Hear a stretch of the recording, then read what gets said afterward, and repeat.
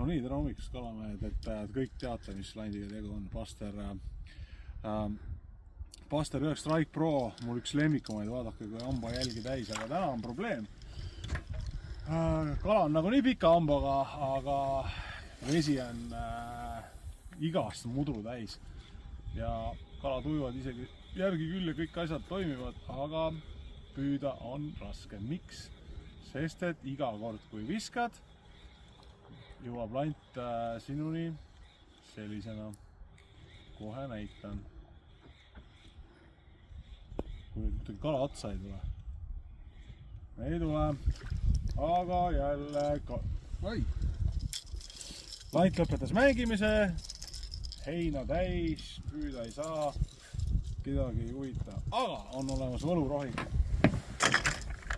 Selleks on 2026 aasta tuleb müügile Rustika rohuvaba ujuv swimmer.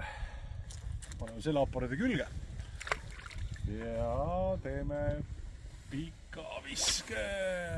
Oot, nii kaugele läkski 30 meetrit. Te peate ootama nüüd. Ma kala saaks, oleks midagi vapšee hea. Ja täna tahab sükest mõnusat jälkimist. Lidu otsaga teeb tšükk.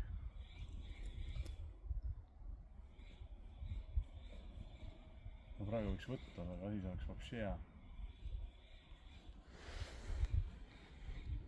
Kuule, tuleb järgi. Vaata, näe, tuleb järgi. Näe. Ei võta ära. Miks ära ei võta?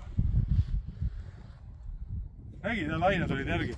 Aga tulemus on ju see, et huvi tekitas ja kala võis isegi järgi ja lant on täiesti puhas. Aga see kala, kes tal järgi praegu mõjus ei löönud ära, ei tahtnud suud lahti teha. Nii et külastage www.rustikalandi.ee ja hankige endale järgmiseks aastaks rohuvabad landid. Siis ei pea kogu aeg nokkima sealt konksu küljes. Igast sodi, käime ikka kalal.